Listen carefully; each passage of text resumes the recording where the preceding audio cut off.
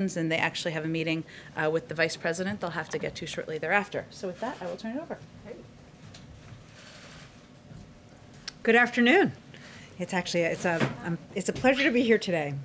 So today is Equal Pay Day, a day that is a symbolic representation of how far into this year women must work to catch up to what men made in the previous year. Women working full-time, year-round, are typically paid just 82 cents for every dollar paid to men. It's a reminder of the work that remains to be done to advance equity and ensure that all Americans have the opportunity to reach their full potential. Because of this gender gap, women lose thousands of dollars each year and hundreds of thousands of dollars over a lifetime. The disparities are greater for Black and Hispanic women, who earn 63 cents and 55 cents for every dollar that a white man earns. What does this mean? So a Black woman must work around 19 months to earn what a white man would earn in 1 year. For a Hispanic woman, that is almost 22 months. So what does this really mean? It means I shouldn't be standing here today in front of you, and really I should be here sometime in August. So what are we doing about it? President Biden and Vice President Harris believe we must begin by passing the Paycheck Fairness Act. This bill would be an important step towards ending pay discrimination through transparency and accountability for employers. They believe we must provide paid family and medical leave, make childcare more affordable, and build pipelines for training that enable women to access higher paying jobs.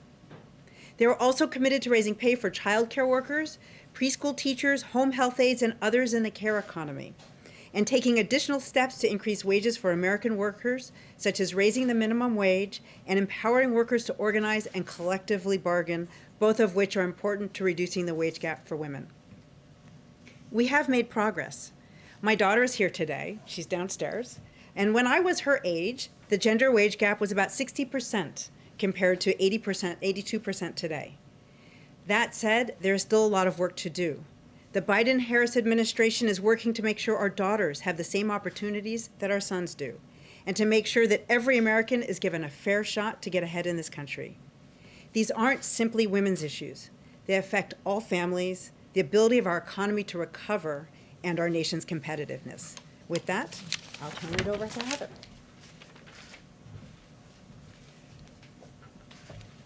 Thank you, Cecilia. So the pandemic and the economic crisis have undermined the health and well-being of women and children in the United States. There are now 4.2 million fewer women working than there were in February of 2020, in large part because of the pandemic. Millions more women have had to reduce their hours, often because taking care of the children is a responsibility that continues to fall disproportionately on women. Our economic recovery depends on us addressing the barriers that have hampered women from fully participating in the labor force. So here's the good news. The American Rescue Plan will change the course of the pandemic and deliver immediate relief and support to women, families, and their communities, critical to building a more equitable economy. The plan will increase the child tax credit from $2,000 per child to about $3,000 per child, and even more for a child under the age of 6. This means a typical family of 4 with 2 young children will receive an additional $3,200 in assistance to cover the costs associated with raising children. This will benefit 66 million children. The plan will also increase the earned income tax credit for 17 million workers by as much as $1,000, benefiting many cashiers, food preparers and servers, and home health aides, those frontline workers who have helped their communities get through this crisis, many of whom are women, many of whom are women of color. The plan also expands child care assistance, helping hard-hit child care providers who are disproportionately women of color cover their costs. And it will give families an additional tax credit to help them cut their child care costs. Families will get back as a refundable tax credit as much as half of their spending on child care for children under age 13, so they can receive a total of up to $4,000 for one child or up to $8,000 for 2 or more children. If we add it all up, these are historic actions that will not only help rescue our economy, They will help support our country's women and their families. But we know, as Cecilia pointed out, we have to do more to close the wage gap and to take steps to ensure that all women, especially women of color, have their shot to get ahead. And so with that, we will take some questions. Okay, Jennifer, kick us off. Okay, thanks. Question for you both. This is on racial economic gaps. During the campaign, President Biden talked about wanting the Federal Reserve to close income gaps, and he wanted to measure the progress they make in closing those racial economic gaps. Would you be willing to say if any steps have been taken so far towards requiring that sort of thing? Is the White House still interested in talking to Congress about amending the Fed Act to require some sort of measures? Sure, I'm happy to take that. So I can't speak to that exactly at this time. What I can say is that this administration, across the administration, we are committed to addressing the racial wage gaps and racial inequity gaps. I can say at the CEA, for example, we are using data to understand the impact of all of our policies when we study what's happening in the economy. We want to look at how it's not just affecting the average, but looking at all groups. And I would also mention that when Chairman Powell testified yesterday, I think it was just yesterday, and last week, he pointed to the fact that as the Federal Reserve is doing its monetary policy, it is looking not just for the average unemployment rate to change, he is looking to see that the economy is doing well for everybody. So, we are very aligned in that. Go ahead. Thanks for doing this. Josh spoke with AP. Lots of Americans thought educational attainment would close the gender wage gap and racial inequality. But in fact, if you look at college grads, the gap widens between men and women. Some of that is due to age, but what are the factors driving here? Why hasn't educational attainment delivered more? I'm happy. Yeah, so, educational attainment was actually very instrumental in making some of the gains between my daughter, the wage gap when I was coming up and my daughter. So we know that women getting higher years of schooling was very important in the early years. But now we know that women on average are getting more schooling than men. So that is why it is not contributing as much. And what we see then is that there are other factors. So we see that the wage gap among young adults is actually fairly small, and it opens up, particularly when women start families, which is why the care economy and the efforts we're making to ensure that workers, not just women, but all workers, can balance work and family is going to be so important. We also know that flexible workplaces is very important for helping workers to balance work life, the work responsibilities and job responsibilities. Claudia Golden at Harvard, for example, has found that the wage gap is smaller in occupations such as pharmacists, where there's just more flexibility baked into the occupation. So there's still more work to be done, and I think it really goes to helping women in particular, but all workers balance responsibilities of family and work. Karen? Heather, you had cited the statistics on 4.2 million fewer women now in the workforce than before COVID. The president has said that women dropping out of the workforce during the pandemic is a national emergency. Are there new measures under discussion now specifically on that issue to reintroduce women back into the workforce, part of the Build Back Better plan, and what can be done to bring them back in? It's a great question. The most important thing that we need to do is wrap our hands around this pandemic. Right, so the steps that were taken as a part of the American Rescue Plan to, deal with the health crisis, make sure that the vaccine gets out, all of those things, that is certainly going to be an important step forward so that schools can reopen safely. And then, of course, there are funds as a part of the American Rescue Plan, historic investment in child care centers to help them reopen safely. So part of what we see in this decline in women's employment is because of the fact that they're responsible for children, the fact that child care centers have closed, schools aren't open, families are trying to telecommute, or they're trying to go out to their job and cope with children not having adequate care or the right care. That is really, I think, going to play an important role in getting folks back in to the labor force. And I want to stress that's on both sides. Right? In those caring economy parts of our economy, these are jobs that are disproportionately held by women. So in making sure that schools are open and child care centers are open, we're helping those women as workers and also as parents and caregivers. So I think those are some of the first steps that we need to see. But over time, making sure that, as Cecilia said, making sure that we have that strong foundation of the care economy on issues around childcare, also issues around how we help families that have someone who needs some extra care or sort of later in life issues, the aging and the disabled, along with making sure that we have workplace flexibility and we have paid leave. These are all things that help make it possible for people who have care responsibilities to be full members of our economy and our society. Andrea and then Leisha, and then we gotta wrap it up. Sorry, it's equal pay day. Just real quickly, in terms of the infrastructure package that's coming next, right? So that we're talking about quite a lot of money, $2 to $3 trillion. What specific things do you think essentially have to be part of that, and what role in all of this does the sort of your push for the federal minimum wage increase play, and how do you convince Congress that that's an essential part? Well, I can take a stab at that, and then Yeah. so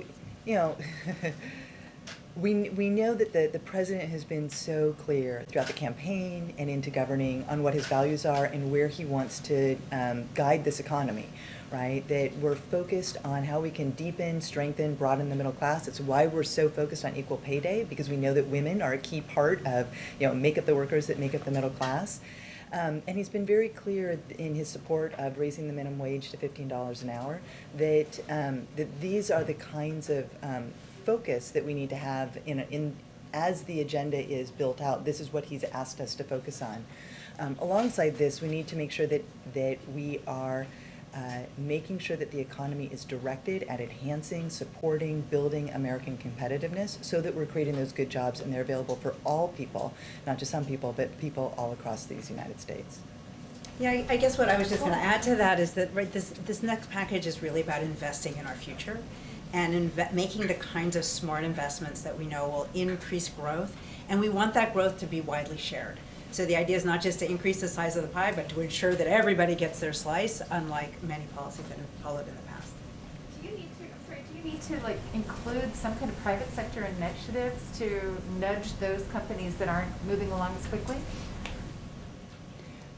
Look, we really can't speak to the specifics. I think you're used to Jen saying she likes to keep her job. I'd kind of like to keep mine too.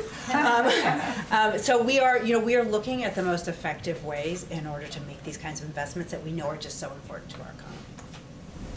Thank you so much. I think just to follow up on Karen's question, making sure that there is support for the women is one thing, but will there be any concrete measures in the Build Back Better plan to make sure the 4.2 million women have jobs to return to? Right, that is the exact purpose of the American Rescue Plan, right? The whole purpose is to get us through this pandemic and to help our businesses that are viable stay in business, to help the workers who need help paying their rent and getting food on the table, to stay engaged and not just imagine that they're going to drop out forever. We know that the longer that we have the economic crisis and the longer that workers are out of the workforce, the harder it is for them to come back. So that is the entire focus of the American Rescue Plan, is to get us back on track so that by next year we are back to essentially full employment.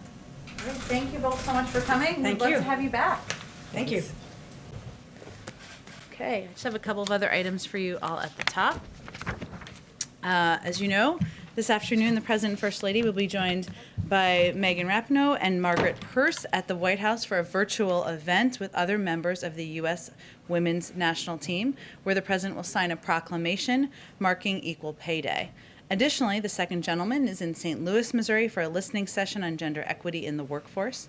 As Cecilia and Heather just detailed, the pandemic and economic crisis have undermined the health and well-being of women and children.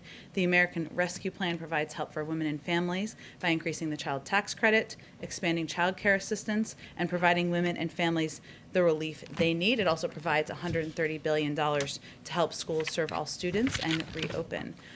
Yesterday, on the anniversary of the Affordable Care Act being signed into law, the President, of course, traveled to Ohio. It was a great trip, where he announced that the administration would expand access to health care coverage by extending the special enrollment period until August 15th. I know a number of you noted that, but I just wanted to reiterate it since it was late in the day.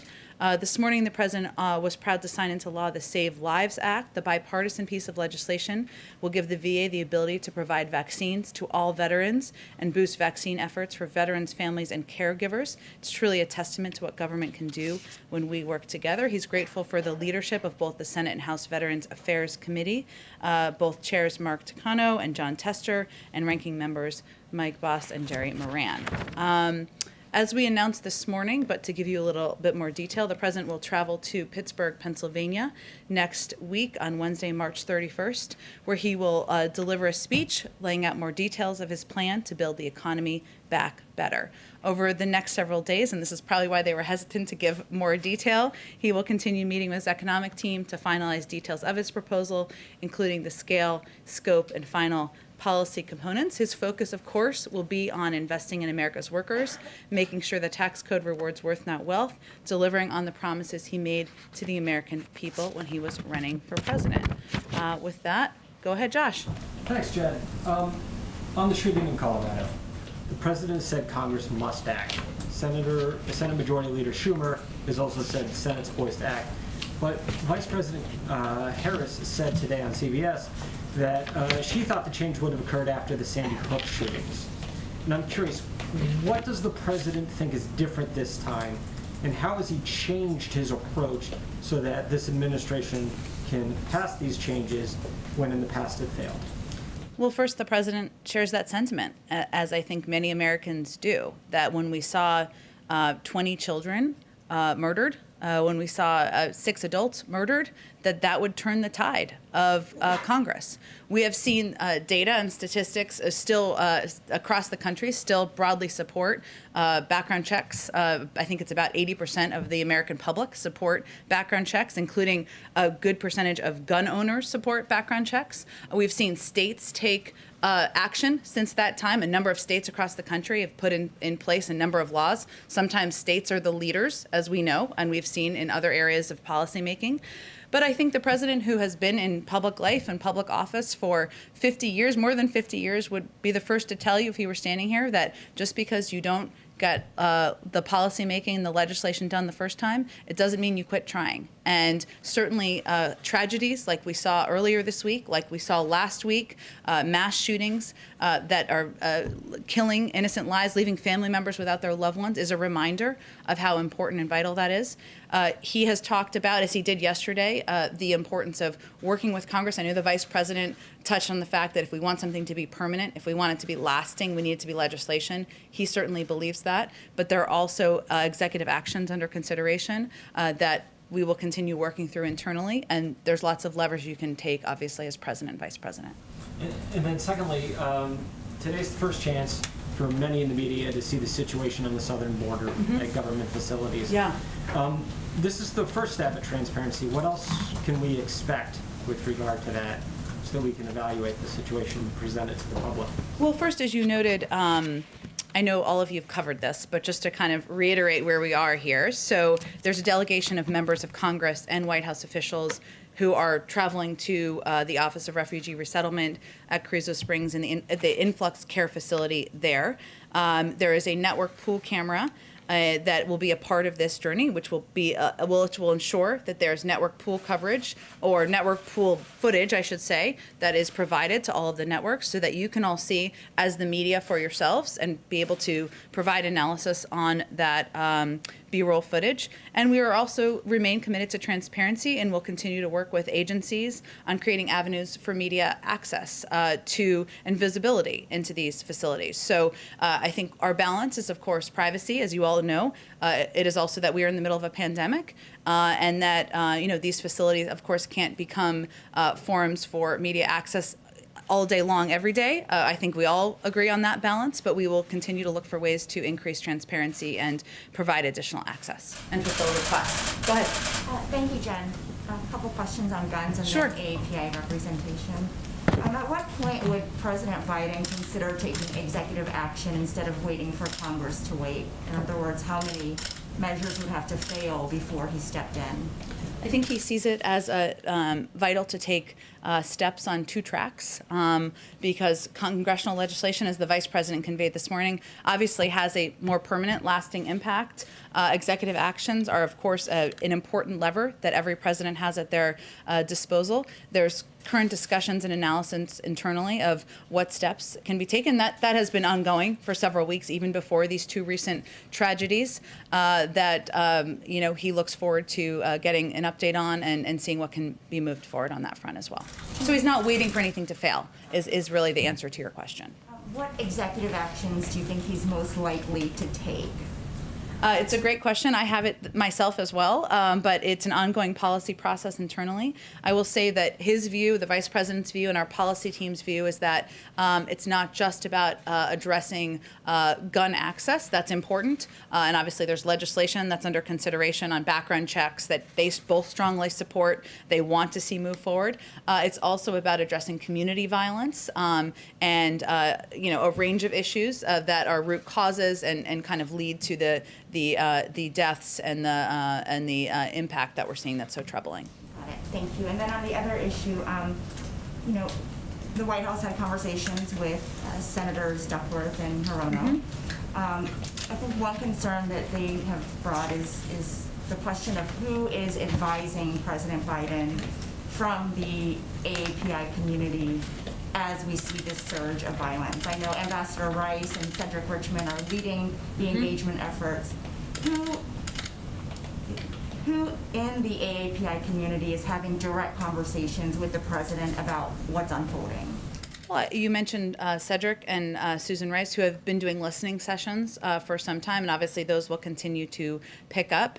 Obviously, the Vice President, who is the first in the meeting and the last in a meeting on every issue, including the impact of the violence and the threats and that we've seen increase over the past several months against the AAPI community. As a member herself of the AAPI community, is certainly playing an important role on that. And as we noted in a statement we released last night, we are also adding a senior level Asian American Pacific Islander liaison who will ensure the community's voice is further represented and heard, not just around crises, not just around an increase in violence, but in general, and playing an important role with a seat at the table. And to be clear, this is a new position in addition to the one over in public engagement? This is the one that we announced last night. It's going to be a new senior level position. Yes, Addis, yep. Will this person also have a policy portfolio, or will it just be mainly outreach? I can get you more specifics. I mean, I think that when all the roles that are in our playing liaison roles, typically have a seat at the table on a range of issues. So whether it is healthcare or climate or community violence, so typically it's having a seat at the table on a range of topics, but I can see if there's more specifics. Obviously, we have not hired yet because we just announced this last night. Go ahead. To follow up on Yuja's question, on the president, we were talking yesterday about executive action on gun reform, but the president also was making it clear he wanted to see Congress act. Yes. He said that several times. Yes. Would he propose his own gun reform plan that he would present to Congress, as we've seen him do on the COVID relief plan and what we anticipate coming on the economic plan? Would this be something that could originate here and not wait for Congress to move? You know, Karen, I think it's a great question. There's obviously a lot of pieces of legislation that have been proposed. There's these two background check bills that have moved their way through the House. There's also legislation that's been proposed by Senator Feinstein, Congressman Cicilline, that addresses some banning an assault weapons ban, which is something the president worked to pass in the 90s when he was in the Senate. So there's a range of steps that can be taken to increase gun safety measures. What our team is looking at now is what is the legislation that's out there? Are there any gaps that need to be filled? Policies or proposals that have been introduced in the past that could be reintroduced. So I don't have anything to predict for you on whether there'd be something independent. I think we're looking at what a number of passionate gun safety advocates on the Hill have already introduced to see where we can help push the boulder on that. Has the president spoken to any of the families of the Colorado shooting, any of the victims' families? I don't have any calls to read out for you. He is somebody who obviously has a deep connection to loss, and we don't always read out those calls. I can check and see if there's anything that he has done that he'd be comfortable conveying to all of you. Can I just do one more? Sure, go ahead. Could you give us an update on progress from the Family Reunification Task Force? Have there been families, children reunited back with their parents? Where does that stand right now? There have been, and a lot of that has happened through lawyers and outside groups and the NGO community that plays an incredible role here. There will be an update provided at day 120 that will be more of an official report and update out of the Department of Homeland Security. So in advance of that, I'm not sure we'll have incremental updates, but there have been some progress made thanks in large part to the work of legal experts and NGOs on the outside. The task force is working with those NGOs? They're in touch with them as well, but we'll have our first formal update at day 120, and then I believe every 60 days thereafter. Go ahead, Jeff. Jen, why did the president wait until there was another shooting until he addressed gun violence in America? He actually addressed it. We put out a statement in his name on the anniversary of in early February, the anniversary of the shooting in Florida. So he has addressed it before, and certainly has addressed it even as president, and will continue to address it as president. And as you know, Jeff, from covering him in Congress for a long time, this has been a passion of his, putting in place gun safety measures throughout his career. That's why he fought to get the Brady bill passed, why he fought to ban assault weapons, why he was the lead in the Obama-Biden administration in putting in place more than a dozen executive actions to make it safer for our communities, and it's something that he will continue to work on as president. Of course, he knows though that the president's bully pulpit is unparalleled, and yet it took him until more than 60 days into his presidency to talk about gun violence on camera in America. What does that say about his commitment or how much political capital he's willing to spend on this issue? Well, I first would say that anybody who has been following the tragedies and the shootings that have happened in our country over the past several years, if not decades, knows that this is an issue the president is deeply committed to, and his career is evidence of that. And I don't think anyone who's an advocate is looking at how many words he's spoken. They're looking at what his background has been, where he has fought the fights, and he has fought the fights on the Brady bill, on the assault weapons ban, on getting legislation passed. It wasn't successful, as was alluded to earlier in a question. We know that. But this is something he's going to put his shoulder into. He's going to work with members of both parties. He's going to certainly advocate for. And I think for those who have survived gun violence, for those who've lost family members, they're really looking for action, and they're really looking at the record that he has over the course of the decades of his career. If I could follow up on the question on the border. The access being granted today for the pool is of a facility that is aspirational of where you want to move these children. Mm-hmm. What about access to the facilities where there is overcrowding and there is an actual problem? Why was this one chosen over those? We're also open to providing access there, and this is just the first step in a process of providing greater access to the media. When would that decision be made? You've said earlier in this week that you would be working on access. Is this the only access, or will that be coming in No, the coming days? I would consider it's ongoing, and we wanted to provide pool coverage, as you all know, who are in the television field of television, that allows for a video camera to provide access to all the networks. We felt that would be a good first step, and we're looking forward to continuing to engage about how to provide increased access. Would you agree, though, that you've chosen the facility that is the aspirational facility as opposed to the problem at this moment? Well, I would say we all agree that the Border Patrol facilities are not places where children should be. They are children should be moving more quickly through those facilities. That is what our policy central focus is right now, as you know, Jeff. And it's also becoming a public health concern because of the number of kids who are moving through those facilities and the fact. Why not show those to the American people? We will, and we are working with the Border Patrol and with DHS to determine how we can do that. Go ahead, Jennifer. On Iraq and withdrawing U.S. troops from Iraq, could you please give us an update on Iraq's request for the start of talks on that withdrawal, please? That's something we are looking forward to convening next month, and I'm not sure if I have an update other than to convey that we look forward to our strategic dialogue with the government of Iraq over the month of April. The meetings will further clarify that coalition forces are in Iraq at the invitation of the Iraqi government and solely for the purpose of training and advising Iraqi forces to ensure that ISIS cannot reconstitute. And we are committed first and foremost to Iraq's sovereignty. We look forward to these important discussions with Iraqi leaders on the future of our partnership that will convene next month. Go ahead. Got a couple of quick ones for you. So on Nord Stream 2, that is an issue that keeps coming up in the relationship with Germany. How soon do you think those sanctions will be implemented? And has the president had a chance to discuss this issue at his level with the Chancellor of Germany? I don't have any calls, although we do read out the calls that he does. So you would certainly know if he had a call with the Chancellor of Germany, I can assure you. So not a new one that I'm aware of that you are not aware of. We continue to believe it's a bad deal. I don't think we have an update on our policy position beyond that. Okay, and then 14 states have now sued the administration over the oil and gas, over the pause in oil and gas leasing. What do you say to that, and how do you move beyond that? I mean, how do you, you know, I realize there's a legal process, but how do you get your point across in this legal environment? Well, I would say first, oil and gas jobs aren't going anywhere.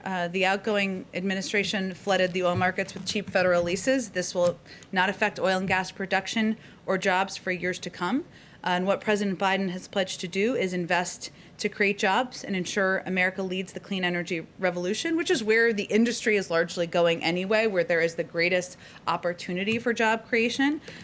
He wants to create good-paying union jobs, and that's something he believes and he's committed to doing. I think there's a lot of there is some misinformation out there about what this means, which is why it's not, I'm not saying from the media, I'm just saying in general.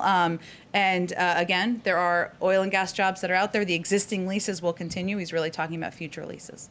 And then just one more on the gun issue. I know this is kind of a crazy question, but it's always a good lead-in when it's a crazy question. It's quite a lead-in.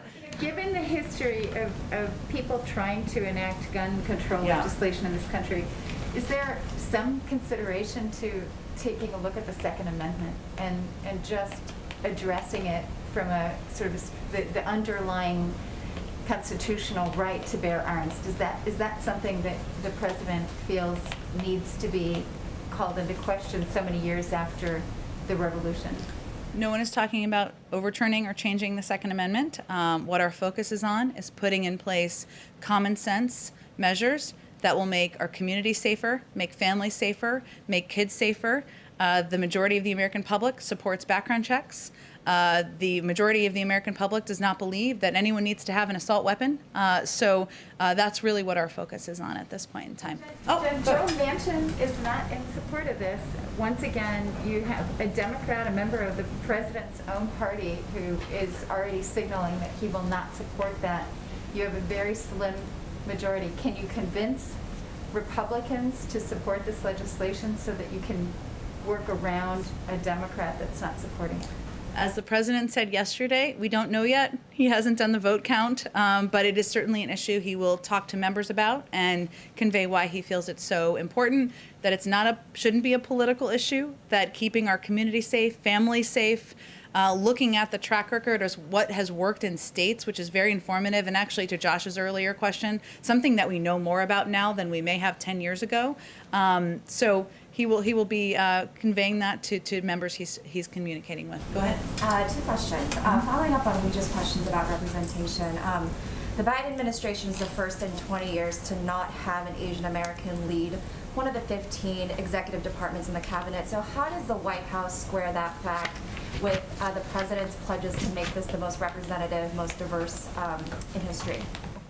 Well, I will just say the president remains committed to making sure this is the most diverse administration in history. That has always been, remains our goal. We've made a lot of progress. We have the most diverse cabinet in history, but we will continue to make progress. We have AAPI staff at senior levels and at all levels of the administration, and we will continue to work to find ways to elevate AAPI voices at the highest level of government. There are a number of cabinet level. I know it's not 15 members, so but just to note, obviously Catherine Tai, who received overwhelming support in the Senate in her approval to be confirmed for USTR, Julie Su at the Department of Labor, Kiran Ahuja, I'm going to butcher that name and I apologize to Kiran, at OPM, Todd Kim, the Assistant Attorney General at DOJ. So we will continue, and obviously there are more positions and roles that we need to fill. And I will say first and foremost, the president's view is that we need to listen, and that is an important component of how we're communicating with members of Congress as concerns arise, also with leaders in the community, as he and the Vice President did last Friday, why it's so important as we look to policy making to have senior members of our administration do listening sessions in the community to determine how we can best address needs. There's personnel, of course, and we will continue to work toward that. There's policies, and that's part of our objective and our focus at this point in time. And also a quick one on guns. The president also talked several times about a federal assault weapons ban, and I'm wondering how he plans to build a coalition around that, even when that policy is something that is opposed by many moderate Democrats in Congress. Well, though it is supported by the majority of the American people, and that is an important fact. He will, it's something that he has long had a view and a belief that no one needs an assault weapon, that it is not something that should be a part of what people have access to in this country. And he will continue to, so it's like, you're asking kind of who will he talk to, or who will he plan to build a coalition in Congress to build that support? Well, part of it is certainly communicating with the advocates. It's communicating with outside groups, with gun owners, many of whom will tell you that they don't believe they would support an assault weapons ban. Communicating with leaders in states where laws have been put in place that have been impactful. And obviously having conversations with members he's known for some time, having them at the staff level, and determining if we can find a path forward. Go ahead. Thank you, Jen. I'd like to ask you two questions. The first about marijuana, and the second about a bit of a historical mystery I'm hoping you could help us solve. Okay. There's a lot of setups for these questions today. I like it. Go ahead. Sure. So Vice President Kamala Harris says that she is a past marijuana smoker. She said, quote, "It gives people joy, and we need more joy in this world." She is with a clear majority of the U.S. population in supporting marijuana legalization. According to polls, 2/3 of people do, including about half of Republicans. Yet last week, the Daily Beast reported that there were dozens of White House staffers who were either disciplined or terminated from their jobs for past marijuana use. You seem to confirm 5 terminations on Twitter. And my question is, why would President Biden allow this to happen, especially considering the White House staff were led to believe that pot use would not be disqualifying, and especially considering the Vice President is herself a former marijuana user? Well, let me first say that what we tried to do as an administration was work with the Security Service, who actually makes these determinations about suitability for serving in government. In the past, and I served in the Obama-Biden administration, the rules were actually far more stringent. So that isn't about anyone's personal point of view. It's about working through the process, the history, and modernizing it and taking steps to address the fact that marijuana is legal in a number of states across the country. It is still illegal federally, right? We know that. There were, as I noted, I think in our comment last week, 5 individuals who are no longer employed at the White House. A number of them, there were other security issues that were raised. And that's an unfortunate conclusion, of course. But what we tried to do is enable additional members of the team who would not have been able to continue serving in past administrations to continue serving by updating our policy in coordination with the Security Service. Follow up on that. Surely President Biden could, implement changes here unilaterally and just say that these people can come to work for him. Well, I think if marijuana was federally legal, that might be a different circumstance. But I don't think I have any more for this on this for you. Go ahead. Do you have any more data on the number of people impacted other than the 5 people who were terminated? I don't have any more data for you other than to convey that there were a number of people who would not have been able to serve in past administrations, and because of our efforts to modernize and work with the Security Service, they're able to serve. Did you have another question? Yes, I did. Okay. This is as I set it up, a bit of a mystery, and I'm sure that you've inquired about this yourself. And, oh, okay. Where's the cat? No, it's not that. Okay. So there was a report last year from the Senate Finance and Homeland Security Committees. It claimed that the wife of Moscow's former mayor paid a company associated with the president's son $3.5 million. There was no explanation for this alleged payments, and I'm wondering if you could tell us if that claim is accurate, and if so, what the $3.5 million was paid for. Not familiar with that claim. Doesn't sound like it's backed up by a lot of evidence. If you have evidence or specifics, happy to discuss it further. Committee's report. So you haven't asked about this, or? I'm not familiar with the report at all. Go ahead. Thank you, Jen. With the May 1st deadline looming, when do you expect to hear from the President about the timing on withdrawal from Afghanistan? It's a good question. As you may know, Secretary Blinken is currently in Brussels and talking with our NATO European partners. He did a press avail, I believe it was yesterday, but let me reiterate a couple of the points he made, and then I'll get to your question. That our focus right now is for him to share some of our thinking with our vital NATO partners, consult with them, hear from them on where they see things going, where they want things to go.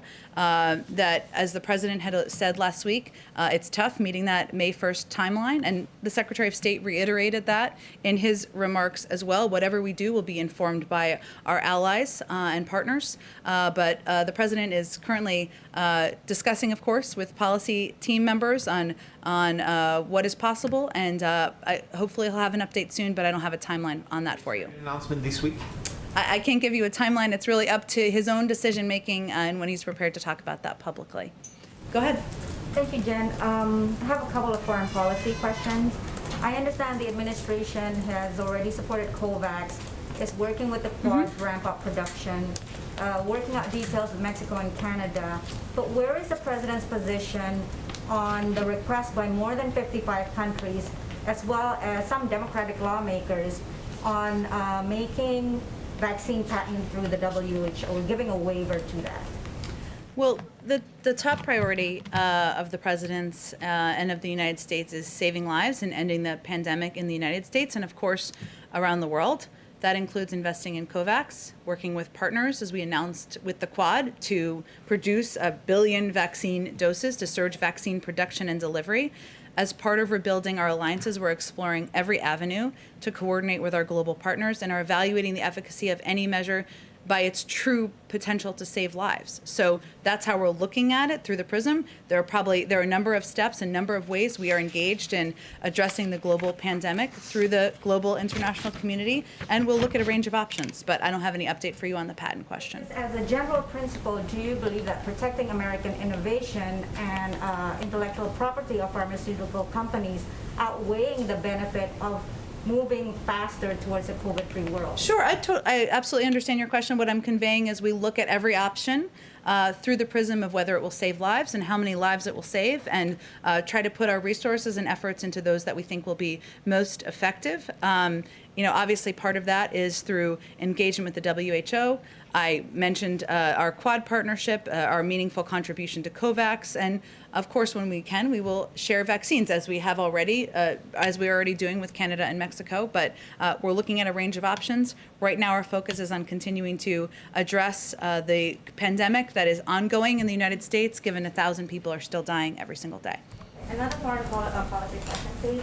So, can you comment on media reports on whether the administration is considering joining a group of South American nations to push back against Chinese illegal fishing? How big of a problem does the administration see this kind of Chinese practice of distant water fishing? And would this be something that you would consider with other regions, including Southeast Asia and Africa? Sure, it is a challenge and a problem, and one that we're watching closely. And for others who have not been following this issue as closely, it is an issue of overfishing in certain parts of the world. It is something our national security team is certainly watching and following closely. I can see if there's more specifics on their engagement to update you on. One domestic question. Go ahead. The question on vaccination for federal government employees. I mean, so far it's been pretty much where they live, right? I mean, if you're in D.C., you follow D.C. rules, Maryland, and so forth. Is there any other kind of consideration from the White House to just expand access to vaccines for federal government employees? It's a great question. I'll have to check with our COVID team. Obviously, everyone will be eligible in just over a month, including our government employees. And DC and Virginia have already made that commitment, maybe Maryland too. I don't want to leave them out. So that is good news for every federal government employee, but I can check and see if there's more specifics across the administration about our approach. Go ahead in the back and we'll go back. A couple of questions. First, I wanted to ask about voting rights. The Senate right now is debating its own version of the For the People Act. Yeah. There are a few hang-ups with it in the chamber. I was curious how much emphasis the president plans to put on this, if he will be reaching out directly, or if there's a team from the White House that's working on this issue. Yes, I would say we're very engaged, closely engaged on S1 that is being negotiated, as you said, and there are changes being made, which we fully expected that there would be, as a number of senators, I believe, have alluded to that being a possibility and things they'd like to see changed. So it's working its way through the process. We get regular updates. Our legislative team does, and we remain very closely engaged. And I wanted to ask, Leader McConnell has said that he hasn't been invited to the White House and he hasn't had a direct conversation with the president since the inauguration. I think he corrected that statement. Mm-hmm. I was curious, because I know previously Leader McCarthy had said that he had tried to reach out to the White House to get an invitation here. Does the president plan to have some sort of big, meeting with leaders from across the aisle where we would see photos of them together and things like that?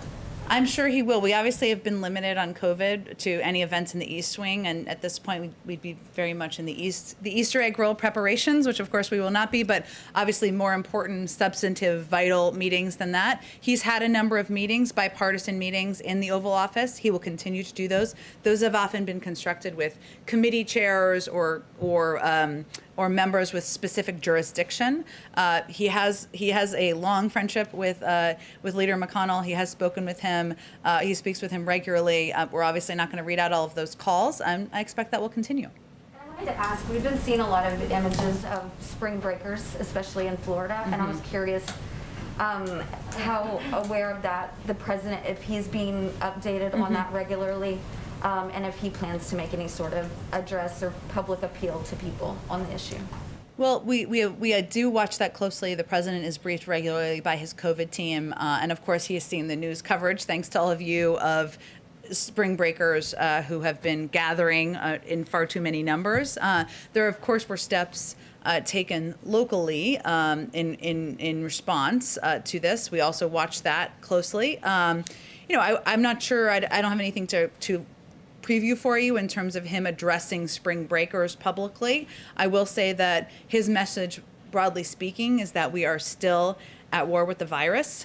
This is still a threat to the lives of the American people. We need to be vigilant. We need to wear masks. We need to hand wash. And that is a message, of course, directly to anybody who is not abiding by the recommendations of public health officials. Just one more. Do you have any update on the president's plans? Will he be traveling to Boulder? I don't have any updates on that. As you all know, this tragedy only happened just about 36 hours ago, and obviously that would be done in consultation with local officials who I know are still digesting the events and in their community, working on healing in their community. I can note, since you reminded me, he did speak with the mayor this morning as well, and he had spoken with the governor yesterday, and will remain in close touch. But let me just go to the back, and then we'll come back. Go ahead in the back, Lal. Thank you, Jen. Last week, Secretary Blinken and NSA Jake Sullivan had a meeting in Anchorage with Chinese counterparts. Have they given a briefing to the president on the China policy? Has it changed any China's policy of the Biden administration? Although I know that the president has spoken with Secretary Blinken and National Security Advisor Jake Sullivan since their return. I don't have any. Obviously, they talk about a range of national security issues, ongoing policy processes that are ongoing.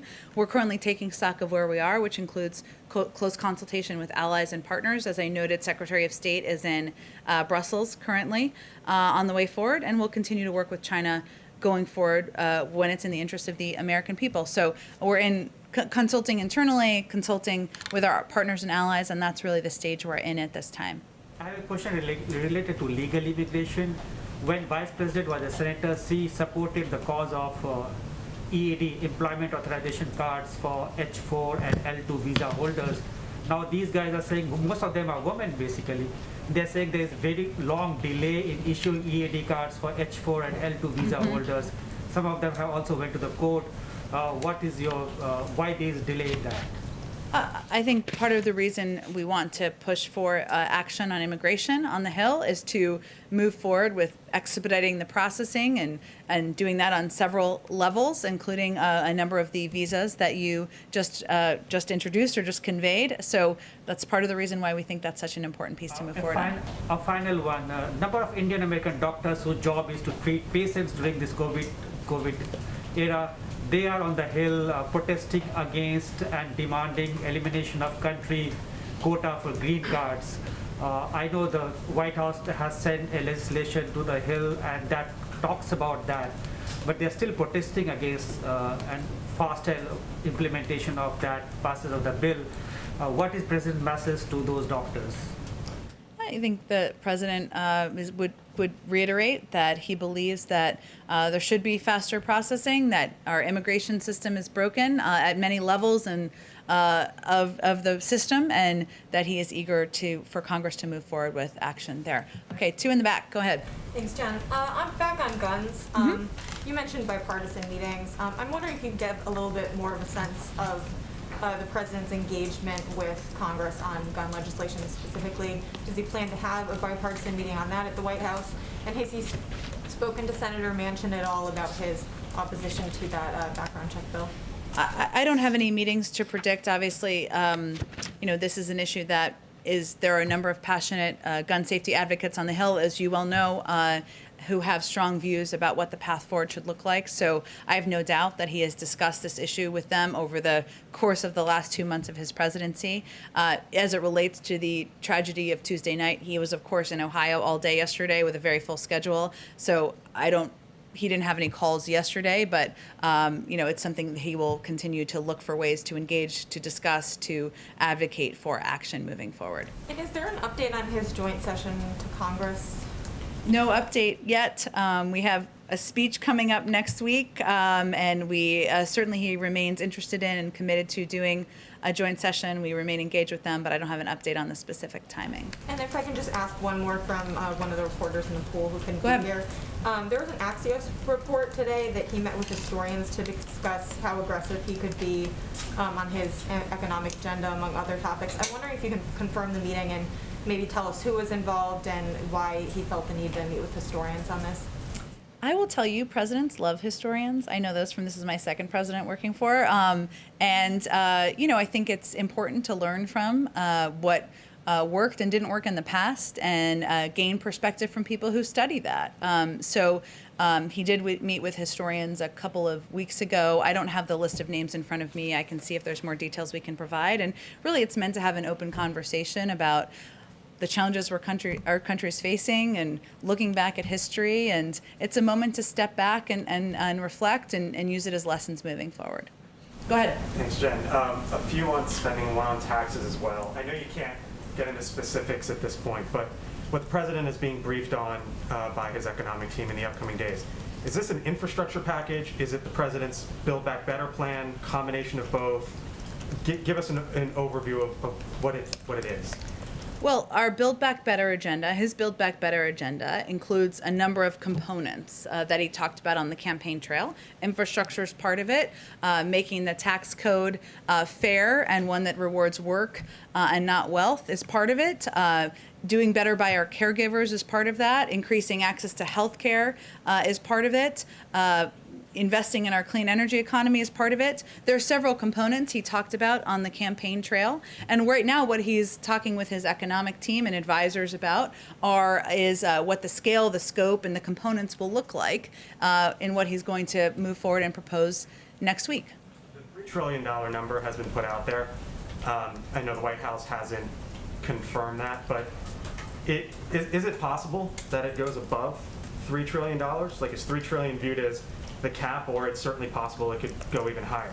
Well, again, I think what we're looking at is all of those components, as I just laid out, all of which will not be in a speech next week, right? This is big components of his agenda that he talked about on the campaign trail. So, and right now he's having a conversation about the scale and the scope of what proposals look like. There's lots of ways to frame it, to shape it, to size it.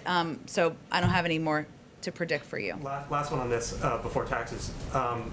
Speaking of size and scope, it's possible if it gets broken up that infrastructure could be one. So what does the president, what does the White House view as infrastructure? What falls under that umbrella? Under infrastructure, there's a lot of ways to look at infrastructure. I can't preview for you. I know you're not exactly asking this, what will be in the package that he's still discussing, but obviously roads, rails, and bridges are part of what everybody historically thinks about. But there's also components like our cyber infrastructure. There's lots of ways to look at infrastructure, but what is in a package that he proposes in the coming months, I don't have anything more to detail for you. And then on taxes, the White House says now that families who make up to $400,000 won't pay a penny more under the president's potential plan to the federal government in taxes. So, which is 98% of families. So what about individuals? If you're an individual and you make up to blank, you won't pay more to Uncle Sam. What is that number? $400,000.